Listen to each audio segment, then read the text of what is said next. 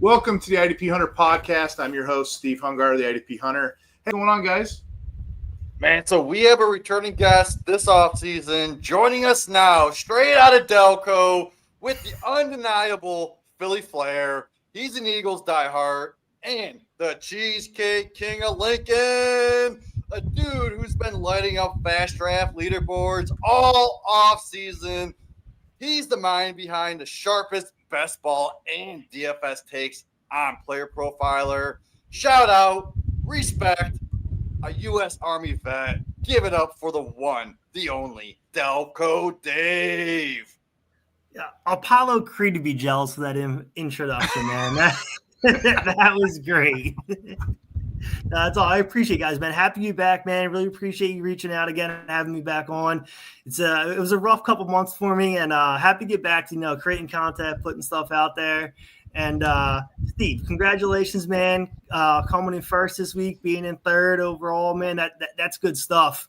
It's tough to guess the tackle week to week. You know what I mean? Yeah. Yeah, I'll be honest, though, a little narrative-based analysis here. I know we're numbers people, but a little narrative-based. Reed Blankenship just found out that, him and his wife are going to be expecting a baby. So maybe a boom week from Reed Blankenship, Eagles safety against the Cowboys, man. A little baby boom. A little testosterone there might get you an extra tackle or two. What do you think? Exactly, man.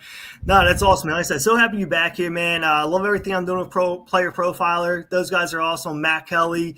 If you're not on Fast Draft, get on there. It's one of the best apps out there. I love it. Been bringing the boys on there too. Their Pick Six Super Slam is awesome. That's one of their fastest growing contests, so check it out. Yeah, we actually got a video from Matt Kelly. I'll pull it up in a little bit too. He says hello. Paul's here. Paul said, heck yeah, he made it just in time. Timing's everything, my friend. Logan's in the chat. He's talking about the dynamic league analysis. He said he was overwhelmed, thrown in the deep end. Yeah, it's a 32-team league. We're in one where you start $700. Yeah, you start 8 defensive backs in this one league we're in, and it's 8 points of scoring. It's crazy right now. Just to give you context, what Logan's talking about, let me just show you the screen right here for this dynamic league over at the IDP Center on the website. You can go ahead and get custom analysis and join any of these leagues. Get them now. Go over there. Get them hot. If you're an IDP junkie like me, I'm over there in the off season. Jamie's actually getting ready to write over there, and I've had a couple articles myself. And again, I just said the promo a couple minutes ago. It's 50% off, guys. You can't really beat that anywhere. You can't beat that anywhere. 50% off anything for Thanksgiving. Go over to the IDP Center. It's the only packaging industry that does all that. And they have a trade calculator for IDP. You know how tricky that is. So I'm pretty excited. Thank you, Logan, for sharing that. And then, of course, Jamie, your best friend, Infinite Number of Monkeys, Jeff's here. My name is Jeff. Got Paul in the chat, taunting everybody. There he goes, infantry. Yeah, we got a full house tonight. Before we go, I wanted to ask you a couple questions. You're over at Player Profiler. Last time we talked to you, it's been busy in your household, right? Been doing a lot of moving, a lot of shaking. Yeah. You were doing the navigating the ADP, and you were doing the exclusive work on Fast Draft. What is it that you're into right now at the moment? Yeah, so right now, setting up, getting ready for playoff best ball.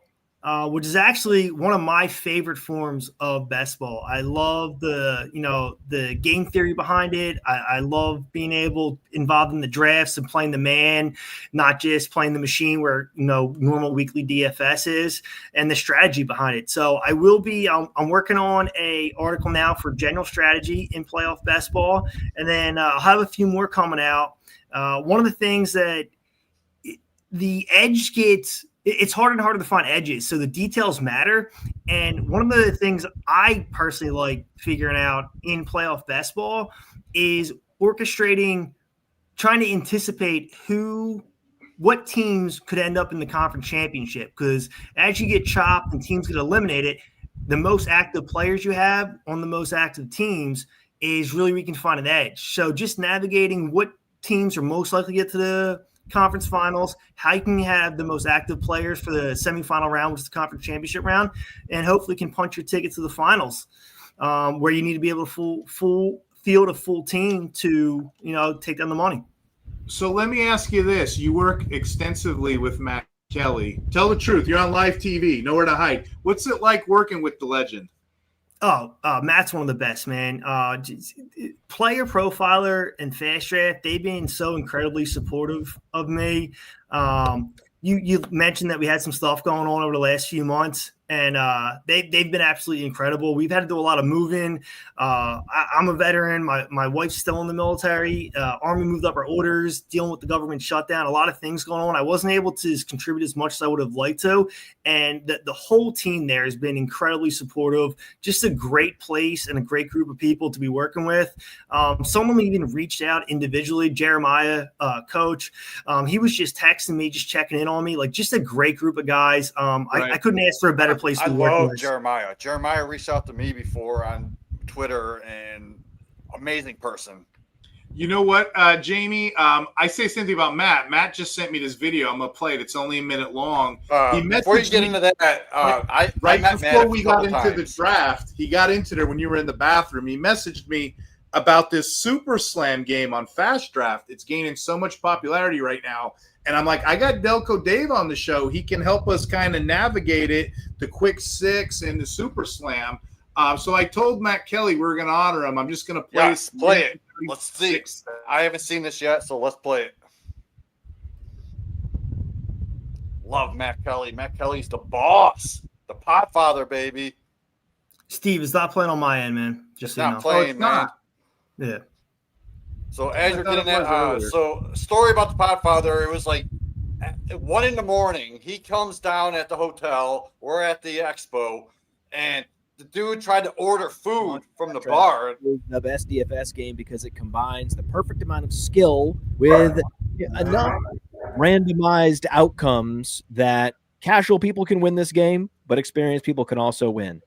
Inside the Quick Six Super Slam, you go ahead and pick your favorite 6 players you think will score the most fantasy points this week, and we sort it by ownership. So you see Bijan Robinson listed number 1 because he is on the most rosters in the Quick Six Super Slam this particular week. You can go through, potentially stack games, say, hey, I want both Derrick Henry and Rome Odunze because the Bears are playing the Ravens this week. Once you have your 6 players you want for your lineup, you can then adjust the boosters to make sure, okay, I got to make sure McCaffrey's getting at least 1.5x his fantasy points, and we may push him up and move Bijan a little bit down because I know he's also going to split some time with Tyler Algier, and some of the touchdowns might go to Drake London. Once you have that lineup set, that's all you need to do.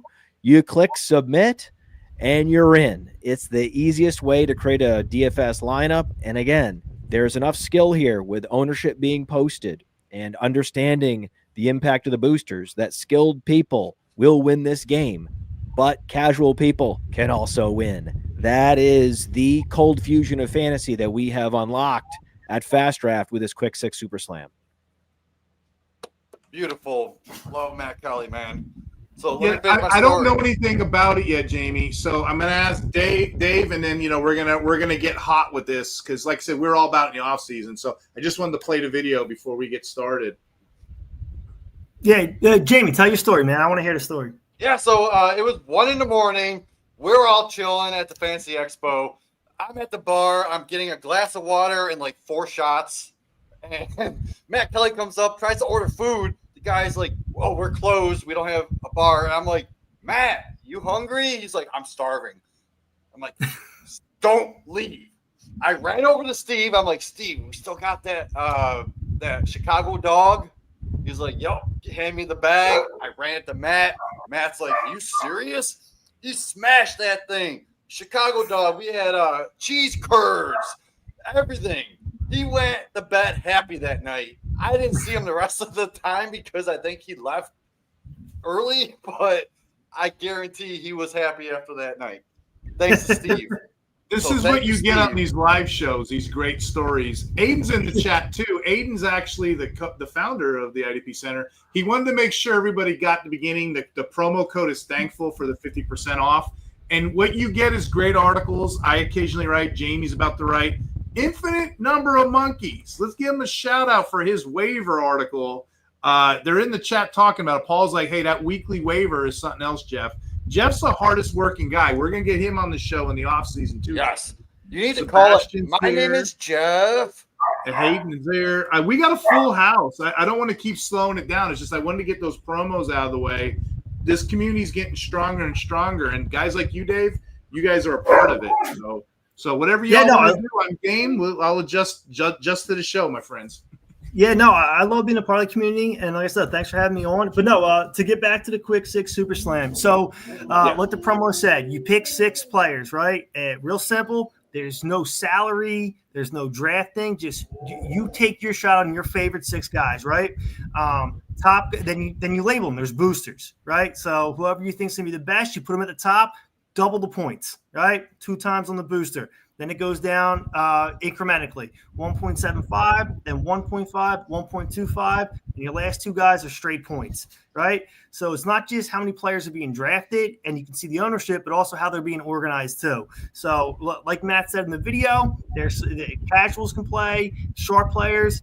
It's a wide open field, right? So definitely a great way to play. Takes the game of fantasy football back to its basics of just play the best players. Yeah, those boosters really do matter. That's what I love about Fast Draft. They give you those boosters. Even in the offseason, when we did the Flex 4, they had boosters that you could set, and you could draft a guy in the 3rd round, set a 0.5 booster on him, and man, if you had Gaston in the last round and set that 2 times booster on him, imagine what you're doing. Yeah, or JSN in the 3rd round, you slide him up to the double spot, man. Yes. Yeah. Yep. So, Steve, are we ready to get into these streamers? Yeah, let's start with the leaders on the defense. We're doing a defense? No, I'm sorry, leaders on the offense. Let's do quarterback. We'll come back to me later. Yeah, so quarterbacks, man. Joe Flacco versus the Patriots. Definitely top 12 play this week. He is averaging QB3. That's 3 numbers since week 6 after joining the Bengals. Then I'm going to go after Jacoby Brissett versus the Jags because they're Jags. I have him at QB15 this week. Last week I had him at QB12. Everyone called me crazy, and what did he end up as? QB3. So I was actually too low on him. Shout out to Player Profiler because I believe they had him right around that QB 13-14 range. I think he's just too elite not to be in the top 12 again this week. So Bryce Young, a little bit lower for me at QB 17. If you need him, go get him. Jameis Winston might play versus Detroit. If he does play, there's going to be points scored in that game. And you have to start him. I don't care if he throws 3 interceptions, he's still going to get you enough points to be a startable QB. Sam Darnold versus Tennessee. Titans are trash. They're as much trash as you can be trash, and I think he could be a top 20 QB this week. So if you need a streamer in a single quarterback league, I think you could do worse. Trevor Lawrence, this is my last guy that I'm going to put trust in, and I don't really even trust him. This is a desperation play. He could be in that top 20 against Arizona. After that, these are the guys that I'm going to avoid. David Mills, Tyrod Taylor, Tyler Shaw, Kirk Cousins, Geno Smith, J.J. McCarthy, Dylan Gabriel, Cam Ward, and Shitter Sanders. Don't want anything to do with those guys. Those guys should just stay on the waivers. Did I hear you? What's Sanders' first name? Did I hear that correctly, or did I subconsciously think that? It's Shitter Sanders. He's the shittier Sanders. So what I want to know from Dave, I'm going to throw it to you, brother. Time show, fellas. Thoughts on all of my starts, and are any of those avoids that I put in there? Would you actually take a shot on them? No, I like just about everything you put out there. We do have a question in the comments: Tyrod Taylor versus Kirk Cousins, and you had both of them on your avoid. So if you had to pick one, which one are you picking, Jamie? I would just go with Tyrod just because of the rushing upside ability that he has. And he's facing Baltimore. Baltimore, I know they've been tougher lately in that defense now that they're healthy, but still. Shitter Sanders put up 47 yards in 2 quarters. Two comments for you, Jamie. Aiden's in the chat still. He said Tyrod Taylor 20 minutes ago. We need to get Aiden on the show. He's got a crystal ball. He knew what you were going to say.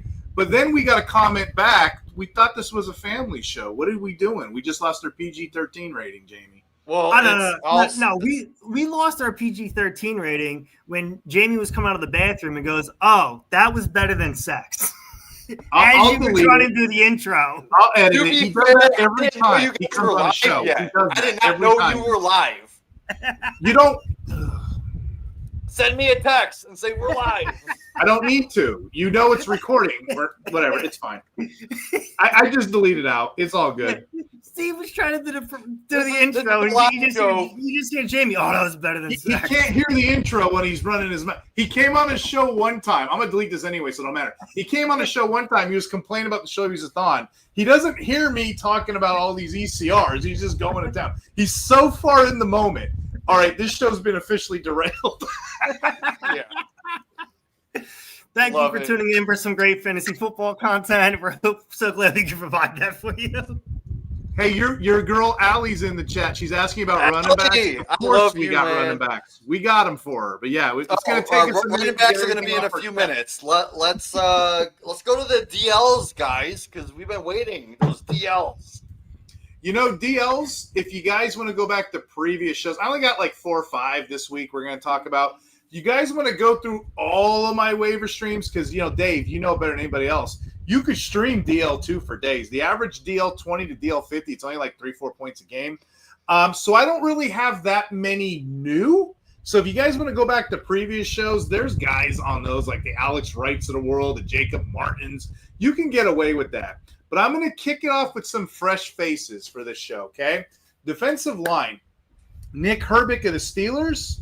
He's a play again. He's a good player buried behind TJ Watt and Alex Highsmith, right? Guess what? Highsmith just got hurt. He's sidelined with a pec issue. He's got an injury against the Bengals. Herbig came in and stepped right up. He's a 23-year-old. He's a dynasty asset for me. I generally don't stash defensive players, but I do in his case. What does he have? He has 2 straight games now with the sack. He's on a 6.5 heater for the season. So I really like him. Another guy you could stream most places, Nick Scorton, 3 sacks over the last 5 games. He's been coming on. He's been coming on real good here. Donovan Ezekwu, if I'm saying it right, of the Cowboys, he's looking really good. Jerry's starting to put together that defense. He traded for Williams. He's got Logan Wilson in there now.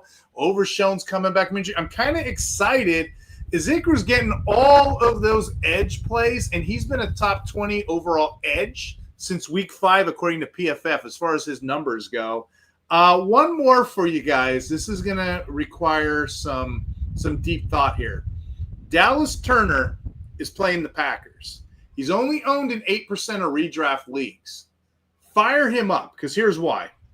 He's buried so deep right now on Fantasy Pros rankings. I think he's like DL 63 or something. I'm like, what are we doing? Greenert is injured, and this makes Turner very playable now. He's got a matchup against the Packers. Guess what? It's a strong matchup. The Packers give up the 8th most tackles to defensive linemen per IDP points against calculator. So this is just another option that you guys could stream. Now, here's my rationale, Jamie, and I'll kick it back off to you for running backs. Here's my rationale. If Greenert doesn't play, good, I got a baller for next week. If Greenert does happen to come back, well, he's a stash play because Van Ginkel and Greenert, they've been out all season. So it's Turner time. He's ready to go. I think this is going to be good. Hey, Paul. Paul's got a question about the linebacker core. Yeah, I can help you answer this, so we'll get to that in a second. But as far as defensive linemen go, that's all I'm really messing with right now. Defensive tackles, if you want to stream a Keanu Benton from last week or a Kershawn Wharton who rolled a goose egg last week, but he had two tackle games 2 games before. Go right ahead. But I don't really have much newer names, so I'm just going to give it right back to you guys.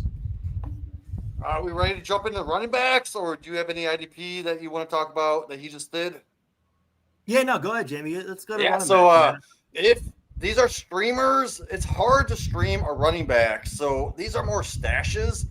So if you can go out and get Trey Benson, Trey Benson is still barely 60% rostered. When he's back, he's locked into that RB2 value. So go get him.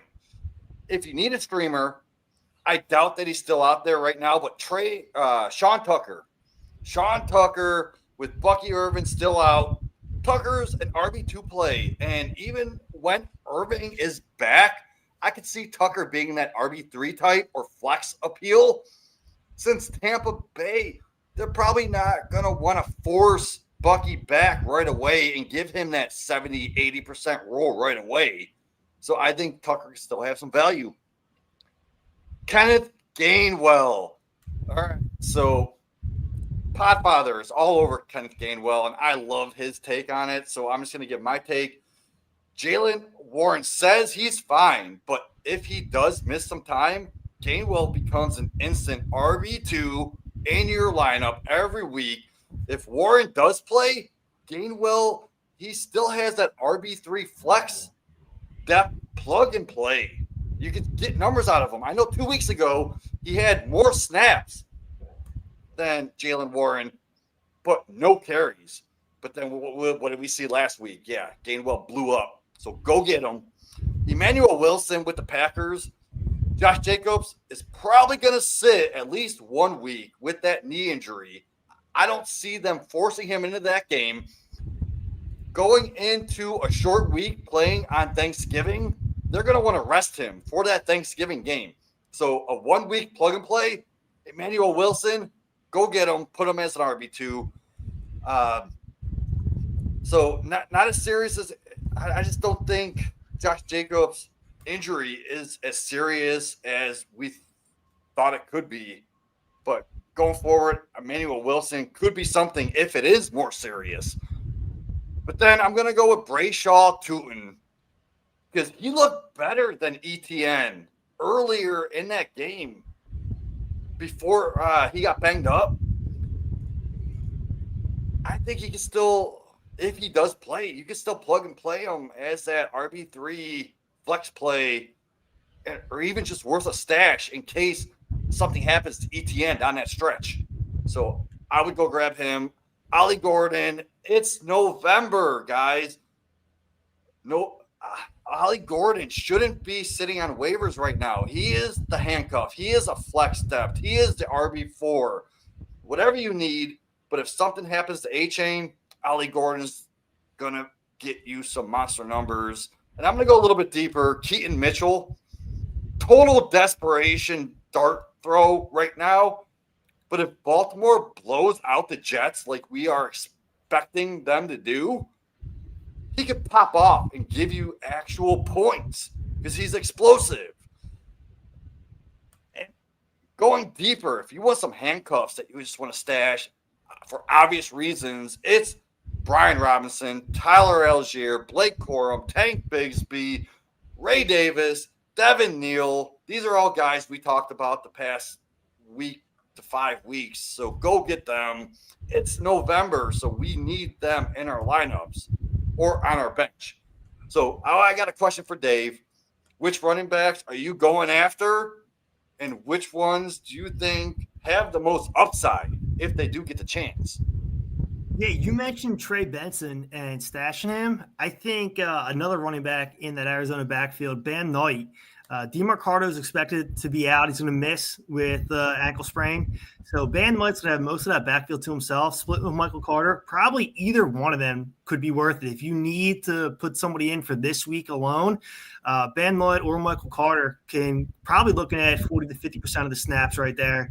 So that's something you can definitely plug in. Sean Tucker actually, I played him in a dynasty league this past week because, So did I. Yes. yeah, I was selling off pieces. I was in full rebuild, so I was selling off pieces.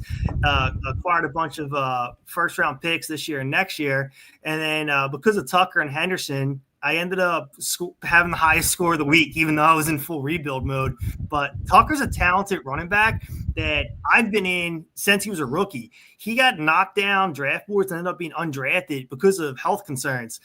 I would say the best comparison for him as far as college production, his college profile, the way his draft played out coming into the NFL, and his first couple years production is actually Frank Gore.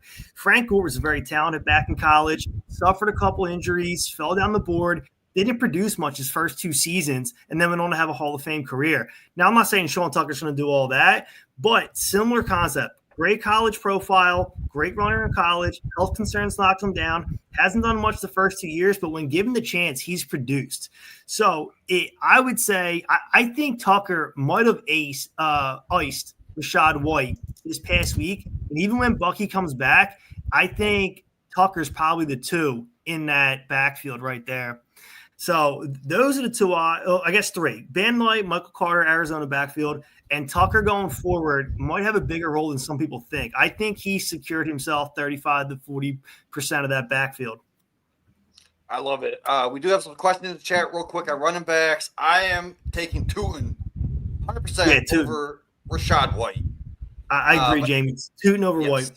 Yeah, Allie had a question on targets to go trade for. I think you could trade for Derrick Henry pretty cheap right now compared to what he's going to be. I think he could be a top 10 running back the rest of the season, but I don't think you're going to be paying the prices as a top 10 running back just because of what he's been putting up. DeAndre Swift is another one down the stretch. I think could be a cheap buy right now. RJ Harvey, yeah, he does have a tough schedule, but J.K. Dobbins is out. Also, Woody Marks. Or if you want to take the injury, go get Josh Jacobs on that injury. If you could hold off for a week or 2, go get Josh Jacobs. I think David Montgomery would be a good trade target. So underperform, but Detroit still looks to use 2 backs. I feel like you can get David Montgomery pretty cheap right now, and he's somebody that can give you low end RB2 value. Logan here asking about buy or sell Swift. I'm actually buying Swift. Yeah.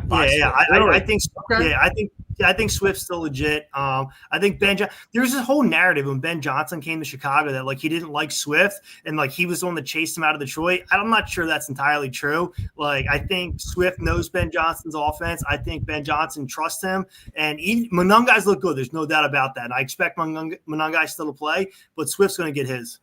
Yeah, Swift going down the stretch. I think he could be the best number 2 running back. So if you can get him at that like back end of the RB2s, like that 18, 19, 20 price, I think he could be at 13, 14, 15 running back each week.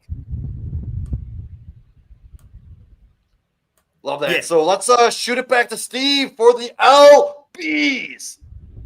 Okay. Hey, as you guys know, I write that article every week, the Every Down Linebacker. So I'm going to read a little bit about the context of this article.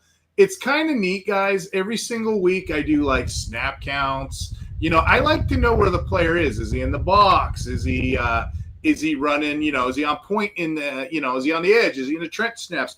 I want to know how these players move and think. And that's kind of how I do my rankings. I determine which one's more likely to get, better tackle efficiency, what have you. So I got 2, 3, 4. I got about 8 names. So I'm going to go a little longer in this category. And then I'm going to answer some of these questions too. So I think the best way to do this would be to answer their questions as I'm naming the players. So that's how I'm going to do this. Okay.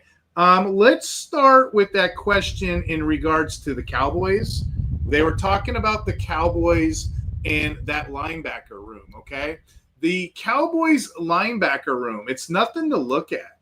It's nothing to look at right now. What'd they have?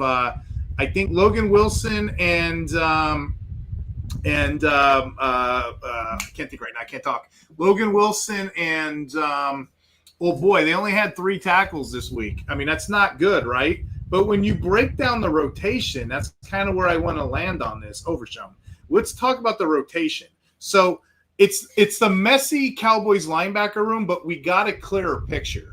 It's like a card trick. They're showing us the tells what they're going to do, what they're going to inform. So week 11 this week, we got a little bit of this unfolding. We had Logan Wilson with 56.7% of snaps. We had DeMarvion Overshown with 51.7% snaps. It's not really groundbreaking, but those are going to be your two-head guys. That's what they're going to want to go out with when they're at full strength. Of course, Logan Wilson doesn't know the playbook yet. So he's a little bit, got to give him time to ramp up. Of course, DeMarvion Overshown's been injured. You got to give him time to ramp up. The rest of these guys, Shamir James, Kenneth Murray, they're in a timeshare, guys, only 43.3% of snap. And then Laufo's got it worse at 25. So the key takeaway here for me is Overshown when he's fully healthy. He's taking this. He's shutting it down. And Wilson's going to be on the way. So those are going to be your two full-time starters. I don't want any of the other guys right now. So those are the two that I'm looking at, okay? We had another question in regards to Robinson. The question was, would I rather have Curtis Robinson or a Landon Roberts? So that one there is I want you guys to just look at the numbers the last couple weeks. Landon Roberts, week 7 was the week we were like praising him. 93% snaps, 18 tackles. Guess what happened? The bye week happened. Guess what else happened? The team moved away from him. He only got 60% of snaps in week 9 with 6 tackles. Then week 10, 41%, 2 tackles. Week 11, 4 tackles. So honestly, right now, Roberts is a drop to me, or I'm definitely not playing him. Depending on how deep your league is and how you want to go, I don't plan on playing him at all. But you know who I'm interested in for my second player?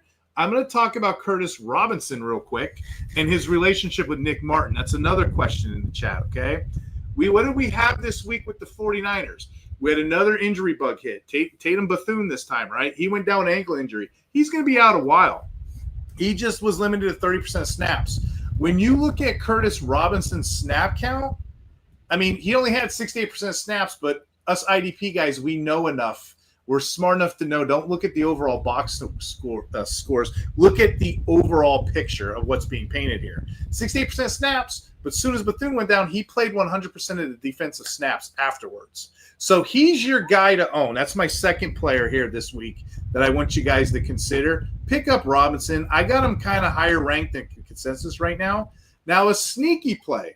This was a question in the chat as well about Nick Martin. Nick Martin got 18% of snaps. The guy's a freak, Jamie. On those 14 snaps, he ended up getting 6 tackles. If my math is correct, 6 tackles, 14 snaps, he's got a 42.8% tackle rate right now. That kind of efficiency, of course, it's going to go down. It's going to go down when he gets some more playing work. But I'm pretty sure, if I was to surmise, I'm pretty sure the coaching staff is going to give this guy a shot at some point. So be on the lookout for Nick Martin getting play. But right now, to answer that question, which one would I rather? It's going to be Curtis Robinson because he has the role. Okay. Moving on, you see a trend with this list. A trend with this list, what I have here is injuries. During the season, this is what happens. And we're in the middle strides right now. Week 11, we had another injury. Guess who else got hurt? Quay Walker got hurt. When he got out, guess who they put in there? It wasn't Edge Cooper. Edge Cooper has his own role. They had a guy named Isaiah McDuffie. Now, this one is tricky. So I pulled up an old tweet I have. Did you know Jeff Hafley coached Isaiah McDuffie for one season in Boston College in 2021? That year, McDuffie was somebody. He was 5th in the nation with 107 tackles, 2nd team All-American, and he actually had a national televised game with 16 tackles against Notre Dame. Reason I bring that up, the coach loves this dude. Okay, so he's kind of an untapped talent. He gets play whenever the starters are out. So I'm picking him up a lot of places. If I can't get the Robinson claim in, I'm going to do that one. There are some sites right now that are talking up, Tyrone Hopper.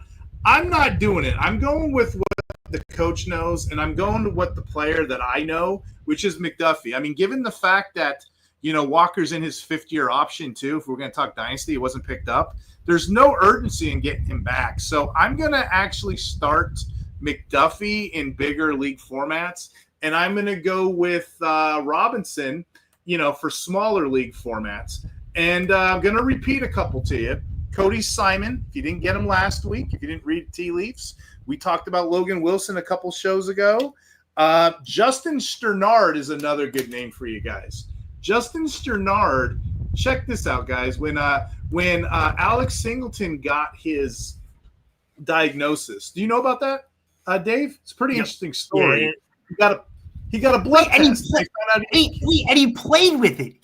Before he got diagnosed, and then before he had the surgery, he played and then got the surgery. Ain't that crazy? Dude, that guy's a lunatic. That guy is, man. That guy is.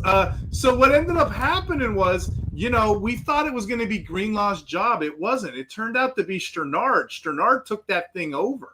So yeah, guys, you can get Sternard in a lot of places. I actually scooped him up in a 32-team league. I don't know what the hell they're doing over there, but I got him. So that's a sneaky one for you, because a lot of casual fans, they're probably thinking it's still Greenlaw's job. It isn't. Sternard played a 3-down role once old dude got hurt.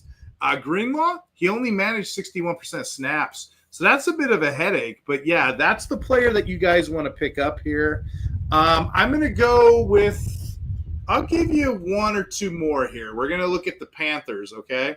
The Panthers got a player, Claudin Shirless. Hopefully I'm saying that right.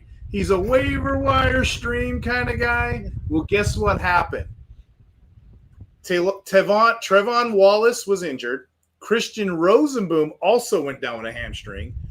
Charles was like the last man up, and sometimes in IDP, that's what we want. He took over the green dot, and not only did he take over the green dot, he actually picked up their snaps. Again, box score readers, you're not going to get this one. He only logged 79% snaps, but once that happened, he was an every down player with 100% usage. So you can get away with him. There is another player in play here. I'm not starting him. It's Mema. Don't make me say this name. Njongmeta. He's the other linebacker. He doesn't merit enough juice for me to put in a waiver claim, so I'm not going to do it. So my three big ones this week, I think the way I have it, and you guys tell me in the chat, maybe you guys have it different, but I'm going Robinson first. I'm going McDuffie second, which may be controversial. No, I take it back. I'll go Sternard second. I'll go McDuffie third, which may be controversial, but I know what he does. I know when he comes in. And then I'll take Shervelis last. Sometimes, Dave, when I'm in leagues, sometimes what I'll do is I will guess what players they know and don't know. Most people don't know who Claudius Shervelis is, so I could probably pick him up as a secondary waiver. If you guys are really desperate, we're talking deep league stuff. Perryman of the Chargers ended up being the more senior of the two linebackers over Dye. You can probably get away with that. I picked them up in a 64-team league just so I can have one, and I was right. I got one at least. And then last but not least, I was going to save this for defensive backs, but since I'm still talking here, the Giants got a guy who's got the LBDB eligibility. You could easily get away with playing that. Now, the usage has been a little weird. He had 70% snaps 1 week, what have you. You can put him as a plug and play as your DB because Darius Masu is still down for the ankle injury. So, it's up to you. Do you want to put Flanagan as a DB or like an LB flex? I like him as a DB. Whenever I can play a linebacker at a defensive back snap, I kind of win leagues. You know what I mean? I can get away with that a lot of times. So that's kind of what I do. Couple questions in the chat, and I'll get off the mic. People are talking EJ Speed or Henry Toa. If you don't have a favorite, good, because I don't either. I don't want anything to do with this position. They're both killing each other every damn week. They're killing each other. I don't want to have nothing to do with it. I kind of tweeted about this. Let me see if I can pull the tweet. I tweeted about this a couple games ago, so I'll just add to it, okay? When you look at their numbers and everything they've been doing, week 1, Henry got 95% snaps. Week 2, Henry got 96. Week 3, Henry got 89%. So he's better than Speed, right? Here comes week 5. all of a sudden, week 9, all of a sudden, week 4, all of a sudden, speed comes in 56% snaps. Week 5, 65% snaps. Week 7, it's speed again, 67. Week 9, it's Henry, 86. Week 11, it's speed, 78. Now, last week, we had speed, 82. There's a couple sites, Dave, that are like, well, get Steve. I'm not getting either one because they just play musical chairs with it. And the tweet I put, I have a bunch of little animals. They're on a teeter-totter going back and forth because that's what we're getting. I don't want to have nothing to do with that usage at all. So no thank you on that one. I'm just not interested at all. Going back to what Aiden said, I kind of elaborated. Elon Roberts and snap shares down. I'm not playing Roberts. I'm not playing Pete Warner. I think that was a question either. Another question I had, do you feel good about rolling Nick Martin this week? No, I don't. I like to see 2 or 3 weeks of it, but I'm not going to lie to you. The Kings Classic down to Hall of Fame, I scooped them up as a waiver play. I'm going to keep them on my roster just to see. Let's see. What else do I have? You missed Sanborn, Peter. Don't we all? Join the club. But, yeah, that rotation's horrible. Jeff's got some comments on another Dallas Cowboy linebacker. What's with it? Are you guys from Texas? Why do y'all have that?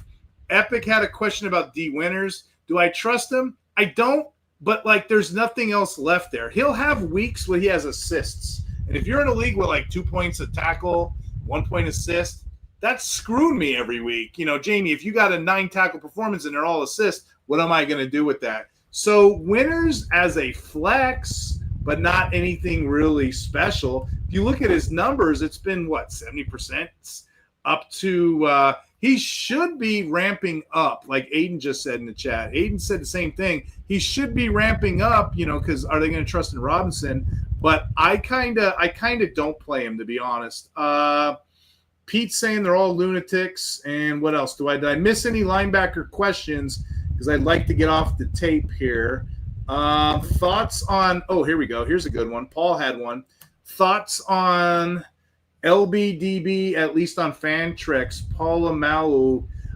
So Malu's a stream to me. I play him when I have to. He's a good stream. I don't play him as an LB. So what I do, and I don't play on Fantrix, so I don't want to speak outside of my realm.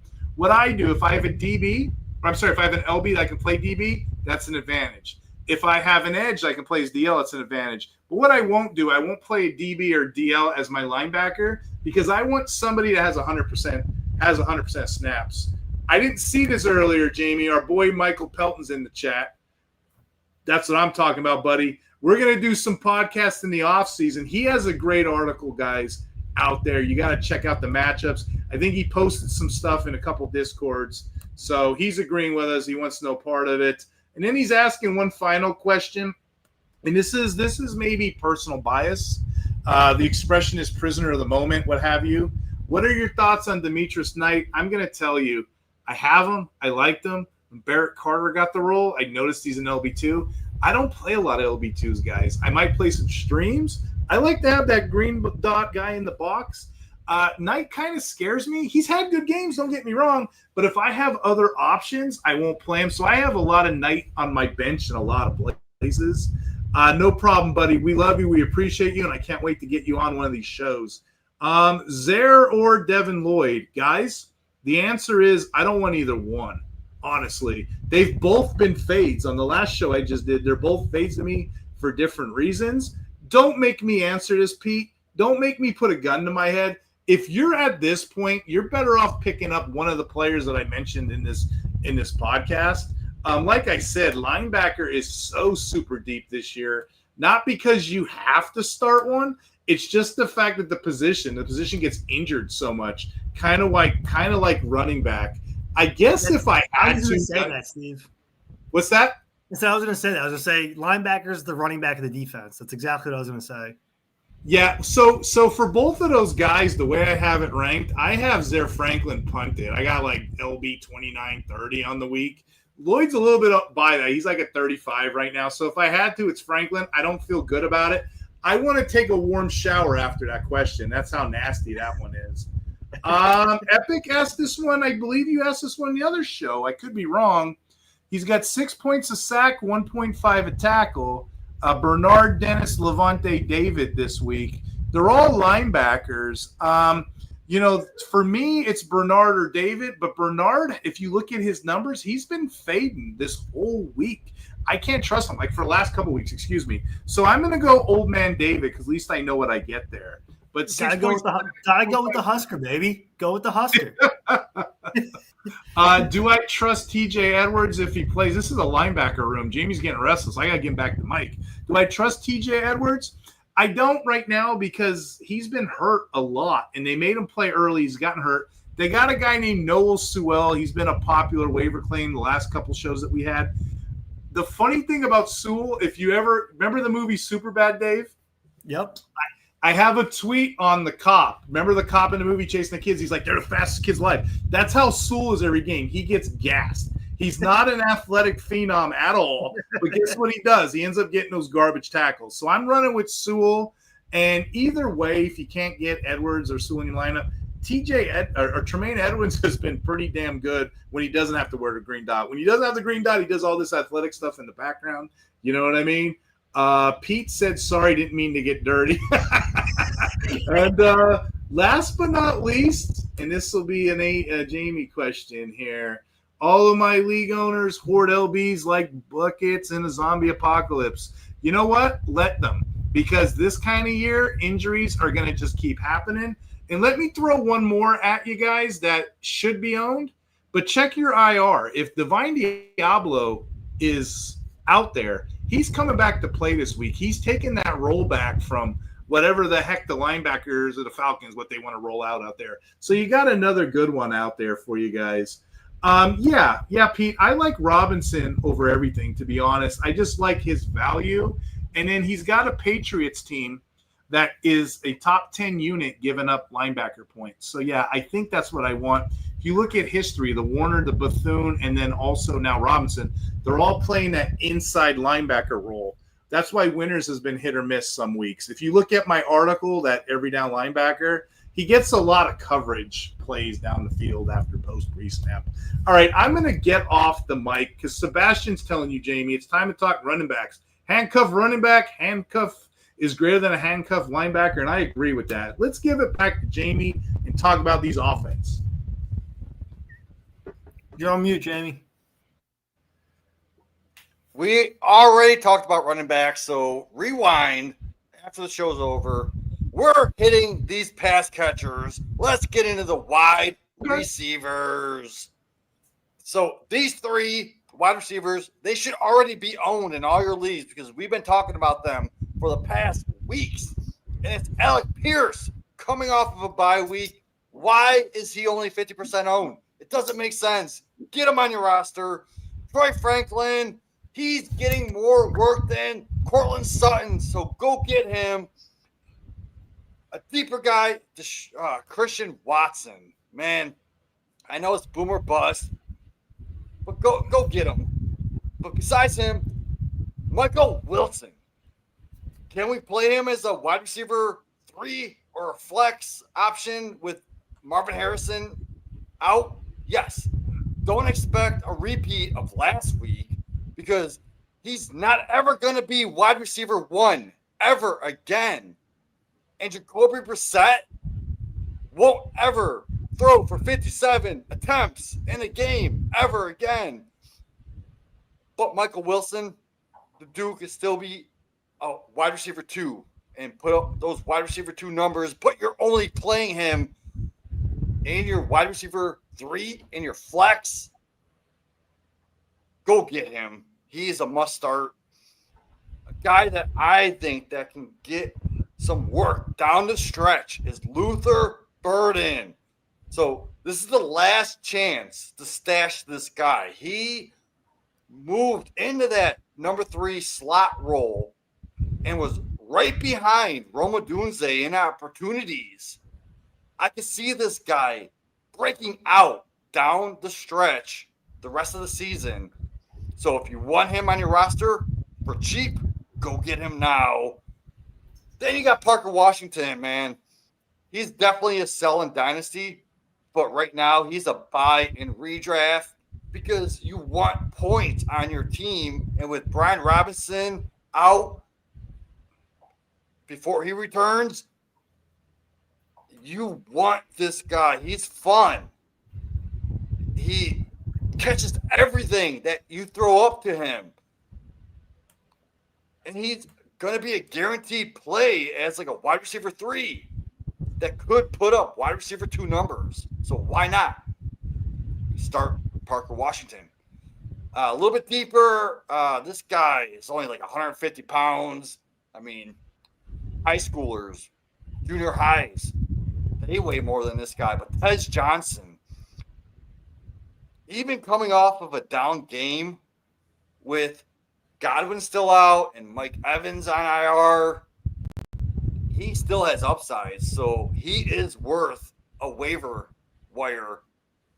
And I wouldn't mind putting him as, if you're in a start 11, put him in as your flex. And then this is my favorite, Keyshawn Boutte, if he's healthy. So we're all a big fan of Booty, right? We all love the Booty when he plays. So go grab the Booty. If you're in a deeper league, go get Jalen Coker, because guess what, guys? Xavier Legette is kind of banged up right now. He has that hip injury, and I think he is expected to play, but it doesn't matter because it's going to give Coker more looks. And the 49ers allow the most points to slot receivers, about 19 points per game to the slot. And Coker plays 63% of his snaps in the slot. So go grab him in a deep league, play him, go get those 9, 10 points. Maybe he gives you 20. We don't know. But I love Coker. Go get that Coke. So, Dave, which wide receivers that I mentioned would you feel like the most trust for? And which one sticks out the most? But is there any more that I missed? Well, first of all, I love that a bunch of the names you listed, Alec Pierce, Troy Franklin, Luther Burden, all on a bunch of my dynasty teams that I've either been acquiring or had most of the year. Alec Pierce is actually listed, I believe it was on ESPN, as the number 7 top expected free agent this year, possibly commanding $20 million a year. I don't know what it is with Alec Pierce, but people forget that he was a second-round pick and had a ton of talent coming out. He's played with Anthony Richardson most of his career, but he's actually really stepped up. I love Alec Pierce. Like I said, I just brought him on one of my dynasty teams. I think Alec Pierce is a great play. Troy Franklin has been out targeting Cortland Sutton for most of this season and is in the tops in red zone targets. Love that one too. Luther Burden, pre-NFL draft. So even before he landed in Chicago, pre-NFL draft, the great J.J. Zacharyson had Luther Burden listed as his top wide receiver prospect pre-NFL draft and said he had all the tools there. So I like all those guys. I believe Marvin Harrison Jr. is expected to miss again. Michael Wilson showed we can do. He's in his 3rd year. He has a ton of talent. Jacoby Brissett, I think at this point right now today is a better quarterback than Kyler Murray for what he needs to do on that offense. So I like Michael Wilson as well. One that I would like to put out there, probably a deeper one, and people are probably sick of this guy too because he was a bit of a fantasy darling and has always underwhelmed and just makes boneheaded plays and drops. But A.D. Mitchell, the New York Jets tried to feed him the ball last week, and he plays wide receiver. Unfortunately, his biggest flaw is that he can't catch the ball. But if he figures out how to catch the ball, Reggie Wayne, back in A.D. Mitchell's rookie year last year, talked about how he's one of the best separators in the league as a rookie. The skill set is there to get open. He has a ton of athleticism. He just moves differently than other players out there. He just can't catch the ball. They made the move to Tyrod Taylor, and Coach Glenn came out and said it's because they want to evaluate the younger players on their roster. They want to see what these young guys can do. They want to know what moves they need to make this offseason. I would expect A.D. Mitchell to be featured heavily, even if he comes up short repeatedly. They're going to feature him. They want to see what they have and how they can address that roster. So for a long shot, contrarian play for DFS, stash in Dynasty or a desperation play in deep leagues, AD Mitchell could be a guy to take a flyer on this week. I love how you mentioned Dynasty because AD Mitchell is a Dynasty throw-in that you can get for completely free. So I'm a big fan of Player Profiler. I watch the Dynasty Warzone religiously, and Memphis Young, he said, go get AD Mitchell because this dude is going to just right now you can get him for free.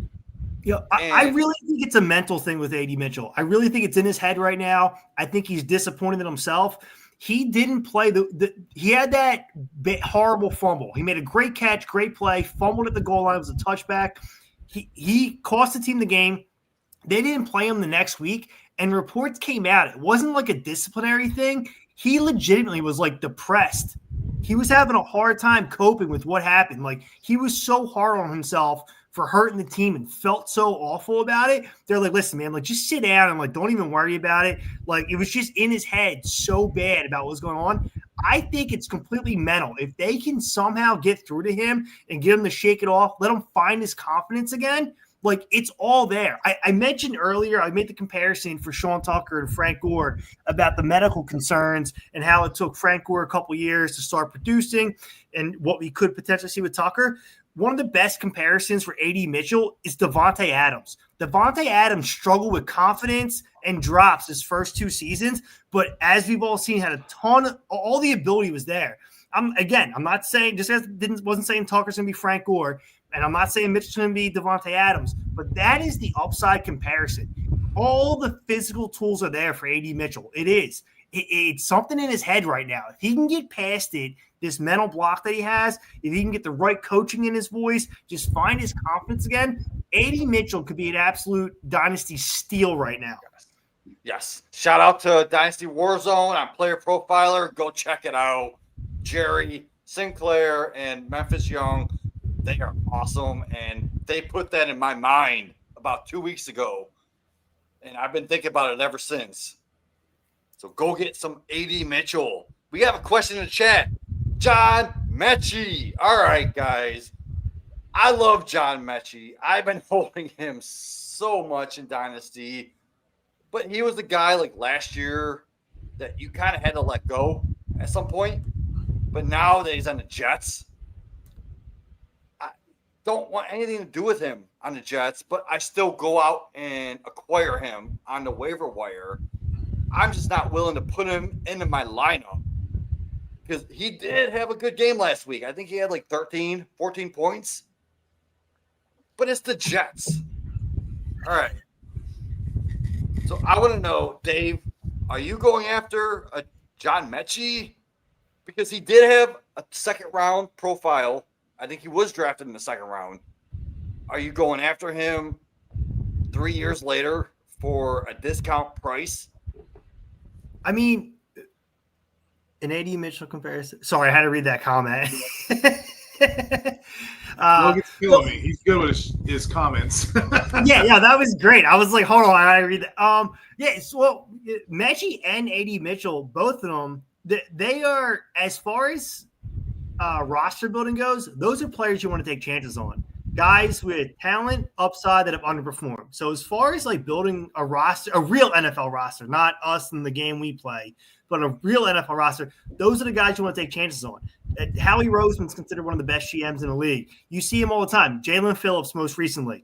Jahan Dotson last year. He brings in guys that had talent previously and wants to see what he can get out of them. So both players, AD Mitchell and John Mechie, great players you want to buy on as true NFL teams. You want to see what you can get out of them.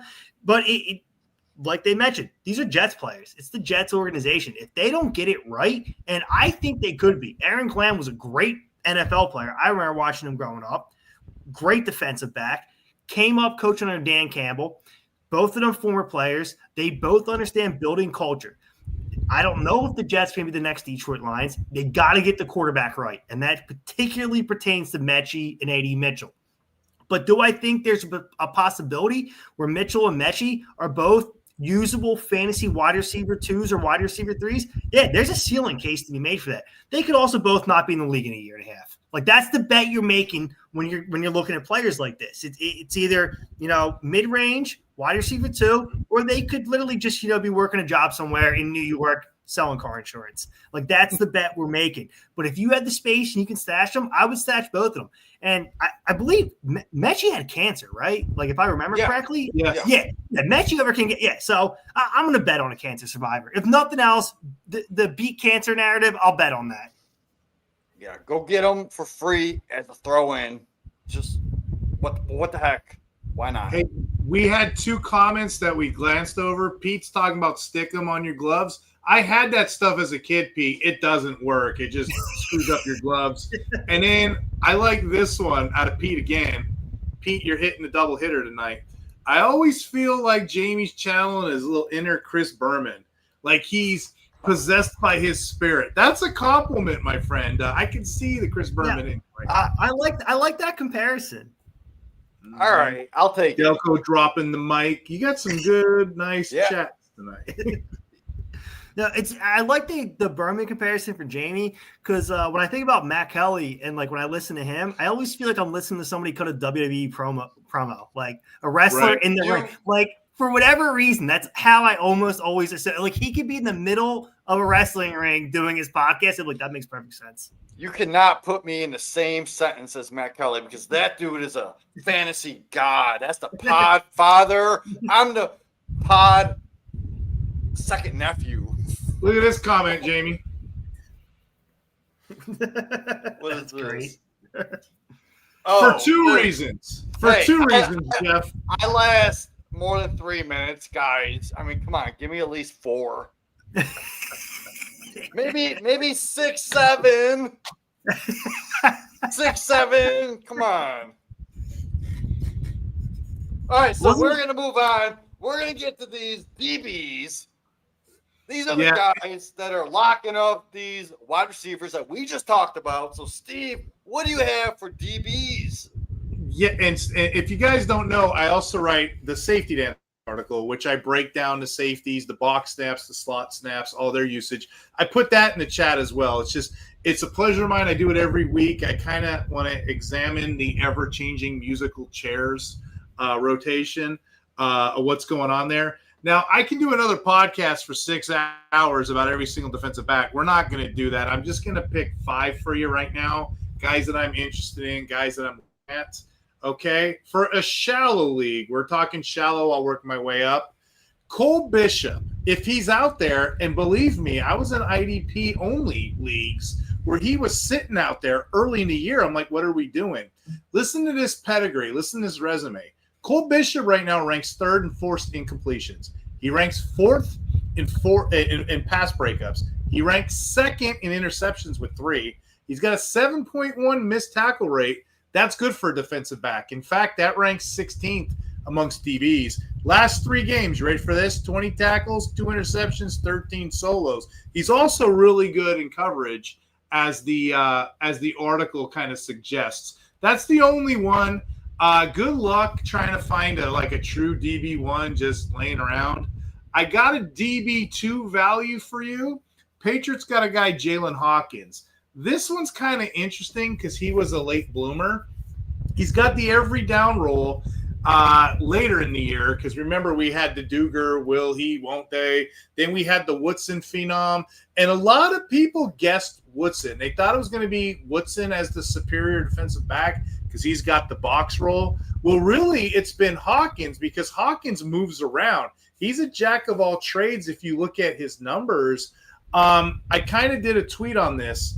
Had he have played an entire season and not just those 8 of 9 games started, he would have had 90 tackles, 5.4 sacks, 3 fumble returns, and 6 interceptions. So that's definitely a high-end DB2, a lot of places. Now, you guys are probably here if you're sitting around listening for defensive backs. You kind of want those deeper punts. Well, I got 2 Jets for you because, they're going to get dunked on all year. They're going to get passed on. Look for Malachi Moore to be something in the Sauce Gardner aftermath of what's going on with the Jets. Malachi Moore is somebody. And for your CB required leagues, Jarvis Brownlee is always on my radar. He was with the Titans. Now he's with the Jets. The Jets are running a lot more zone than they used to because they don't really have an alpha guy. Well, this week against the Patriots, 91% snap count, every down roll, 8 tackles. Jarvis Brownlee could be streamed pretty much everywhere. And since we're running a little long this podcast, I'm going to give you one more guy that I know people aren't really looking at. Rookie the Titans got, his name is Kevin Winston Jr. You guys from the IDP channel, you guys know we kind of rookie prospected him during the season. In college, he had a great pedigree, okay? This is probably the only podcast that's talking about Whitson right now. Dave, he didn't miss a friggin' tackle in college. I can't grasp that right now. The guy didn't miss a single tackle. He led Penn State with 61 tackles, started 13 and added 2.5 tackles for loss. That's a player I'm highly interested in. Now let's talk about what's going on right now. Let's talk about what's going on. You got the what's his name? I can't think of right now. The safety of the Titans asked to be released. So he got released, and then we got another guy who's injured. So right now it's just him and Hooker. It's just him and Hooker getting a role. So I'm expecting him to play a little bit more free, but he's more of the deeper aspect in deeper leagues. I'm going to play him in a lot of places comfortably. Again, those are like my deep shots. I don't want to like harp on that. If you have any questions on defensive backs, put them in the chat. I honestly don't care about these guys. They're a pain in the butt to me. Good luck if you have one. You know what I mean? It's not really like it's not end of the world. You can find these guys just about anywhere. Okay, I did have a chat question. The Broncos defensive backs, Hufanga or Brandon Jones? Well, the short answer is they're on a bye, right? They're not playing. Yeah, they didn't play this week. Yeah, it doesn't matter. But to answer your question, and I'll probably feature this in my next Safety Dance article, Hufanga is outplaying Brandon Jones right now, which sucks for owners because you had to draft Brandon Jones high and Hufanga was off IR. He was probably super, super late. Here's a tricky one from Epic. Do I want Battle or do I want Bishop? 6 points of interception. You want Battle? What'd you say? You want Battle? Yeah. Let's go get the Battle. Hey, so all right, I'll let you answer this the comment question, but I actually have something I want to ask you in regards to IDP scoring. Okay, yeah, let me just hit this real quick. Battle or Bishop, honestly, you can go either way. I want you to look at your tackles. If you're getting tackles, if it's a tackle-heavy league, it's definitely Battle. You could play either one of those guys, but give me Battle. I'm sorry, what was your question, Dave? Yeah, so I'm in quite a few leagues, which I'm sure we all are. But one of my oldest league, I'm the newest member of this league, and I joined in 2013. This was my younger cousin's college league, and when I came back from Afghanistan, I didn't have any leagues, and I had an open spot. Me and him started playing fantasy together when I was 11, and he was 10. So he's like, hey, man, like, come on in. So I'm the newest member, and I joined in 2013. This league's been together for a long time, but they move like dinosaurs when it comes to adapting to new things, right? Yeah. Like any league vote is so hard to pass. Like, we're like Congress whipping votes. There's like 3 of us that are straight texting people all the time to make changes, right? So we recently did start adding some IDPs. Like, this is like an old school, like I said, like dinosaur league. One of my biggest arguments that I have with it is that they only award 4 points for an interception. And that drives me insane. That's dumb. Yeah, because there's 6 points for a touchdown. There are more touchdowns every week than an interception. If I was like the overlord and could just make rulings on my own in every league, I think interceptions should be worth like 8-9 points and like all the time because that's how rare they are. So I'm just curious, Steve, what's your thought process on interception scoring? Okay, well, hold on. I'm gonna break it down even further.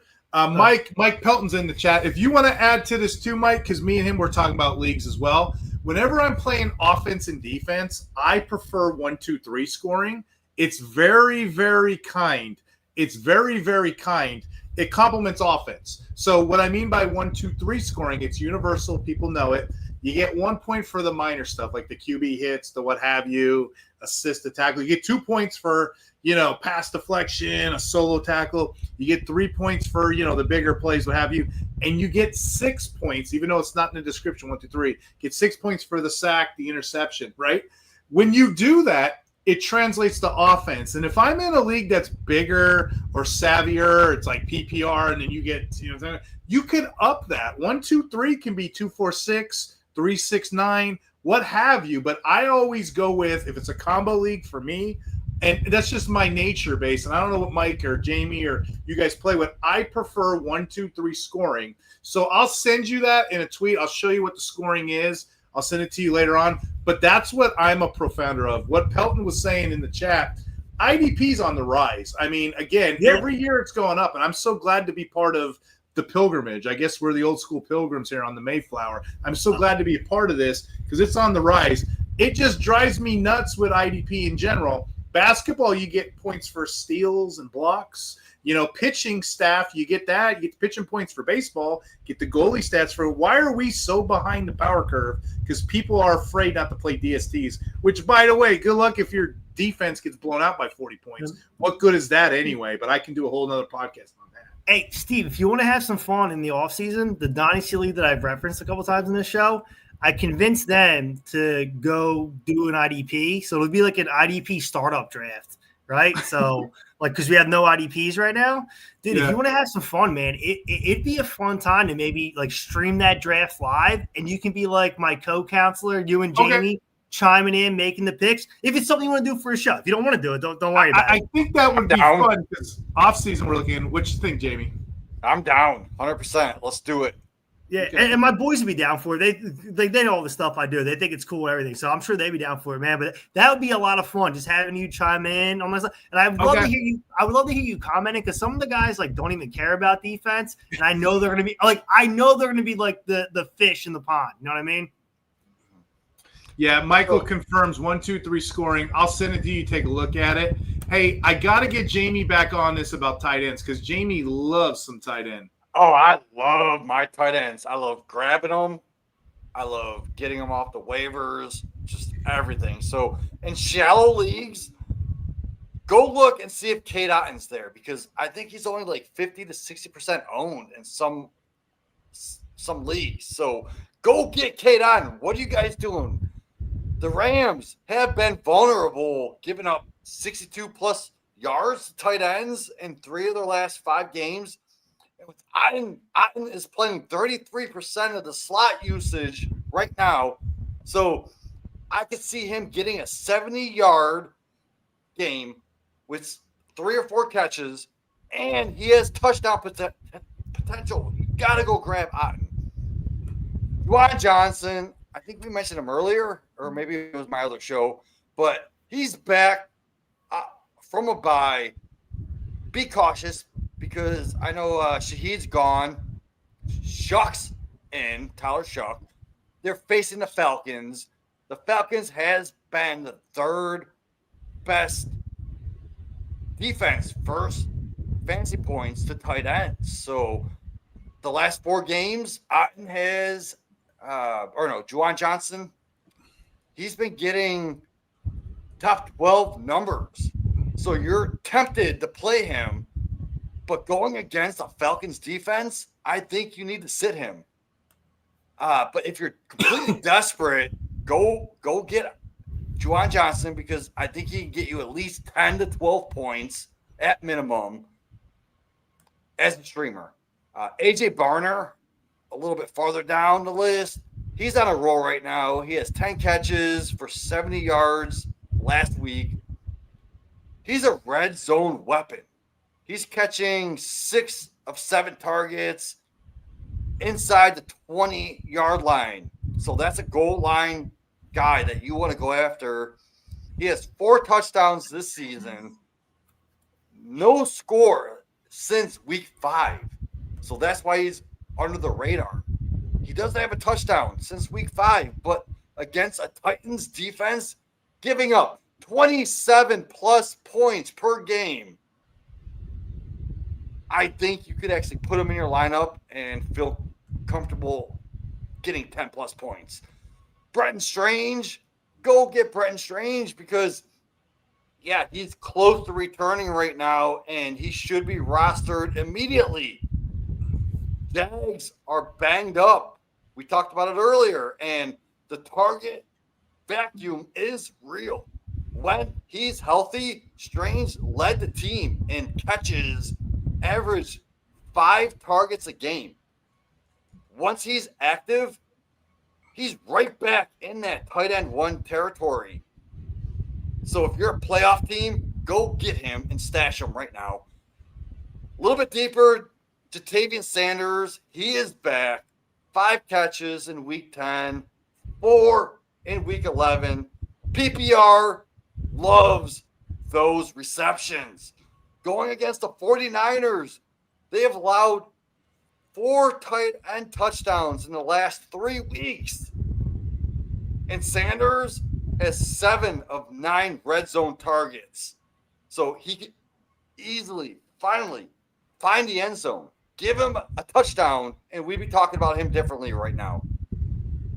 Deeper, I guess you can go with Chig Okonkwo. I know the Titans, they suck. With Ridley out, though, and Shamir DK, he's hurt. Someone has to catch passes. So Chig is in play as a desperation streamer. If all those guys that I mentioned aren't available, I guess go with him. But the Titans, they got low volume. Their passing it really caps the ceiling with their passing volume. So I really expect like a volatile usage. But who's to say he can't catch a touchdown? He can't get 5-6 passes and 40 yards. That's a tight end 1 right there. So I'm asking you, man, Dave, with those tight ends, who are you grabbing? Because I do love those loose ends, grabbing them, but which tight ends are you grabbing? So one of my favorite ones this week and potentially going forward is Terrence Ferguson for the Los Angeles Rams. Tyler Higbee ruled out. McVay wanted Ferguson. They took him earlier than expected in the draft. Very athletic tight end. I could see him not only just this week, but rest of season being a very valuable tight end going forward. How did I miss him? I don't know how I missed him, man, because he is one of my dynasty tight end that I'm going after. So you 100% right. Go after Terrence Ferguson. I'd rather have Terrence Ferguson over guys that I mentioned. Yeah, I just picked him up. He's a guy. So I traded for Tucker Kraft in one of my leagues 2 weeks before he got injured. And then I immediately picked up Luke Musgrave, thinking he'd step into that role. And then I just, 2 days ago, dropped Musgrave for Terrence Ferguson because Higbee was banged up. And I'm counting on Ferguson for this playoff push. Man, I was a huge Ferguson fan in Dynasty. I was going after him in the late second, early third, over guys like Mason Taylor, Harold Fannin, who I love. I think Ferguson is going to be a beast. And in that McVay offense, they are going to lean on him at the last half of the season. Going into next year, this guy is going to be awesome. So in Dynasty, go get him cheap right now. Yeah, no, huge fan of Ferguson. That passing offense is so concentrated to Nakua and Adams, but in the NFL, every offense is a third man, and I think Ferguson's the guy that they'll find a way to get the ball in his hands. Love it. So Steve, I think we finished our show. I got two in the chat I missed. I was so quick to get off defensive backs. It was asked Xavier Watts or Ty Okada. It's Watts. They interchange their roles week to week, so look for that. And then Paul asked if Tony Adams is useless. DB 61 on the week. So, yeah, that's pretty useless to me. I think I covered it, man. We had 60 comments? Yeah. Another one I have is a 32-team league. He's talking about territory. We go from tight end to defensive back super quick. If I didn't get y'all, just message me or Jamie. Yeah. And that was my last note, Jamie. Let's tell the audience where they can find us. Well, first of all, I just want to say, as always, I will put bets in the chat Friday or Saturday. So go check back on this episode.